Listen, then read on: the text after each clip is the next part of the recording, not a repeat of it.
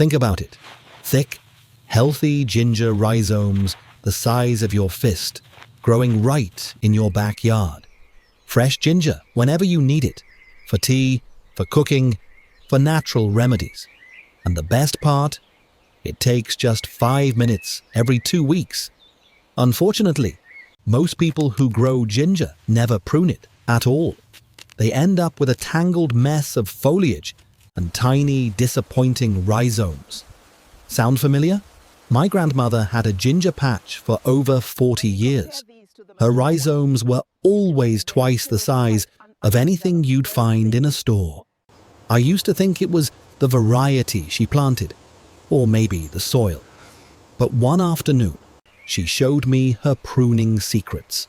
3 simple techniques she'd perfected over 4 decades. This isn't something I read online. This is 40 years of wisdom. And today, I'm going to share every single one with you. Today, I'll show you exactly how to prune ginger for maximum yield and plant health.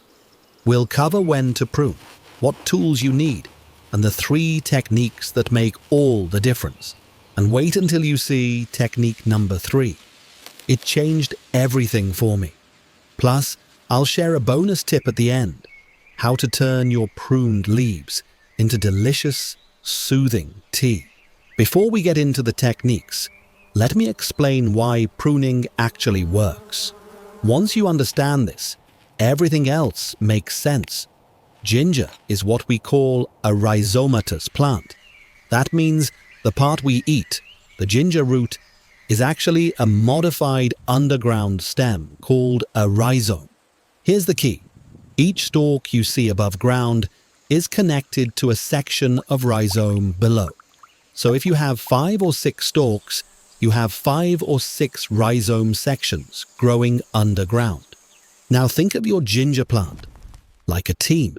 Not every team member is equally productive.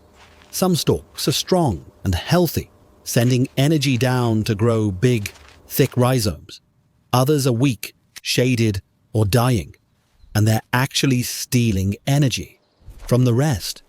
When you prune strategically, you're helping your plant focus its energy on the winners. Less wasted effort, bigger results. That's smart gardening, not hard gardening. Timing matters.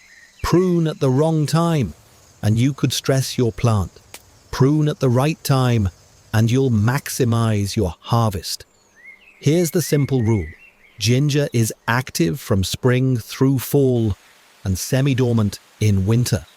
If you're in zones 9 through 12, that's places like Florida, Southern California, or Hawaii. You can grow ginger in the ground year-round. Lucky you. For the rest of us in cooler zones, container growing is the way to go. And that's actually great news. Containers make pruning even easier. The best time to prune is late spring through early fall, when your plant is actively growing. Your first assessment should happen about 2 to 3 months after planting. That's when you'll start to see which stalks are thriving and which ones need to go. One exception: dead or yellowing foliage. You can remove that any time. Don't wait. Quick question for you. What zone are you in? Drop it in the comments below. I'd love to know where you're gardening from. Zone 7? Zone 9? Zone 5? And if you're not sure, just type your state and I'll help you figure it out. Good news. You don't need fancy equipment. Here's everything you'll need. First, a pair of sharp pruning snips or clean garden scissors. The key word here is sharp. A dull blade crushes the stem instead of cutting it cleanly, and that creates an entry point for disease. So keep those blades sharp. Second, something to sterilize your tools. I use rubbing alcohol, 70% isopropyl, in a small spray bottle. Just a quick spritz between cuts. Third, gardening gloves. These are optional, but I like them. And finally, a bucket or container to collect your cuttings. You'll see why at the end. We're not throwing those away. That's it. This takes less than a minute to set up. Technique number 1. Removing dead and yellowing foliage. This is your bread and butter. You'll do this throughout the growing season, about every 1 to 2 weeks. So what are you looking for? 3 signs. 1. Leaves that are turning yellow from the tip downward. That's a stalk that's done its job. 2. Brown, papery leaves that feel crispy. Those are definitely ready to go. 3. Stalks that are flopping over or can't hold themselves up anymore. They're no longer contributing. Now here's something important. It's completely normal for older stalks to yellow and die back. This isn't a problem. It's just the plant's natural cycle. So don't panic if you see some yellow. When you spot a stalk to remove, cut it right at the soil line. Go slow. Be careful not to nick the rhizome underneath. 1 clean cut is all you need. Why does this matter? Dead material sitting on your plant is like a welcome mat for fungus. It holds moisture, it blocks airflow, and it invites disease. By removing it, you're keeping your plant healthy and happy. Here's the best part. This takes about 5 minutes every 2 weeks. That's it. 5 minutes for bigger, healthier ginger. Technique number 2. Thinning for airflow. A dense clump of ginger might look impressive, but it's actually a fungal paradise. When stalks are packed too tightly, moisture gets trapped, air can't circulate, and problems start. Here's how to thin properly. Step 1. Look at your plant from above. Get a bird's eye view. See where the stalks are packed together. Those are your problem areas. Step 2. Identify which stalks to remove.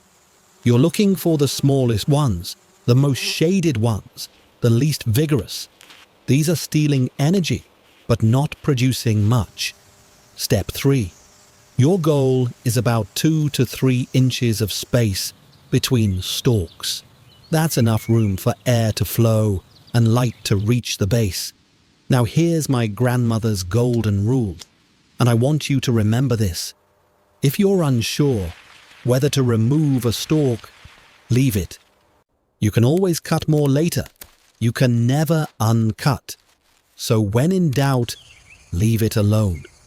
Lazy is actually smart here. Don't overthink it. Quick question. Are you growing your ginger in containers or in the ground?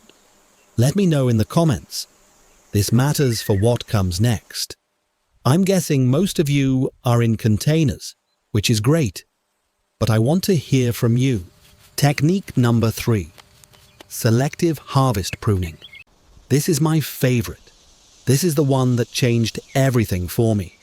And honestly, most tutorials skip this completely. Here's the secret.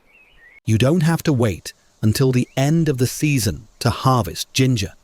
You can take portions throughout the growing season, and your plant will thank you for it. Here's how it works. Each stalk above ground corresponds to a section of rhizome below. When you harvest one section, the plant redirects energy to the remaining sections. They get bigger. The technique: always harvest from the outer edges of your clump, never from the center. The center is where new growth happens. The edges are mature and ready. Use your hands to gently dig around the outer edge. Find a branching point in the rhizome. Cut about 2 to 3 inches of rhizome at that branching point. Then cover everything back up. I do this 2 to 3 times per season. Fresh ginger for cooking, and my plant keeps producing even more. This is how my grandmother had ginger all year round. Not by waiting, but by harvesting smart. As the season winds down, your ginger care changes a bit. Here's what to do. If you're in zones 9 through 12, and growing in the ground. Let the foliage yellow naturally. Don't rush it. The plant is pulling nutrients back into the rhizome for storage. Once the foliage is mostly yellow, cut the stalks back to about 2 inches above the soil. Not flush, leave a little stub. Then add 3 to 4 inches of mulch on top for insulation. For container growers, which is most of you, here's your plan. Once foliage dies back, move your container to a cool, dark place. Think garage, basement, or a cool closet. Ideal temperature is 40 to 50 degrees Fahrenheit. Water sparingly during dormancy, maybe once a month, just to keep the rhizome from completely drying out. And then set it and forget it until spring. That's the beauty of ginger. It takes care of itself over winter. Let's cover the 3 most common problems and how to fix them fast. Problem number 1. Early yellowing. If your leaves are yellowing way before they should, you're probably overwatering. Ginger likes moisture, but it hates soggy roots. Check your drainage, cut back on watering, and let the soil dry out a bit between waterings. Problem number 2. Mushy or rotten base. This is rhizome rot, and it's serious. If a stalk feels mushy at the base, remove it immediately and check the rhizome underneath. Cut away any soft, brown, or smelly sections. Let the remaining rhizome dry for a day before replanting. Problem number 3. Pests like aphids or spider mites. A strong spray of water knocks most of them off. For stubborn infestations, neem oil works great. Spray every few days until they're gone. Simple problems, simple fixes. Don't overthink it. Remember those healthy green leaves you just pruned? Don't throw them away. Here's a bonus tip my grandmother taught me. You can turn them into a delicious, soothing tea. The recipe is simple. Take 5 to 6 fresh ginger leaves, add them to 4 cups of water, bring to a boil, then reduce heat and let it simmer for 10 to 15 minutes. Strain out the leaves and sweeten with a little honey if you like. This tea is gentle on the stomach, helps with digestion, and has a subtle, earthy ginger flavor. Perfect for a quiet evening. Trash to treasure. That's smart gardening. Nothing wasted. Everything used. Last year, my ginger was average. Nothing special. Just like everyone else's. But after using these 3 pruning techniques, removing the dead, thinning for airflow, and harvesting selectively, something changed. My neighbor stopped me last week. She looked at my ginger patch and asked, "What variety do you grow? Your ginger looks incredible." I smiled and told her, "It's not the variety. It's how I grow it." And now, you know the secret too. You know what my grandmother knew. What took her 40 years to perfect. And what you can start doing today. Comment "bigger ginger" below if you're ready to try these techniques. I read every single comment, and I'd love to hear how it goes for you. If this video helped you, hit that subscribe button and the bell so you don't miss my next one. We're going to talk about growing turmeric, ginger's golden cousin. Until then, remember, 5 minutes every 2 weeks.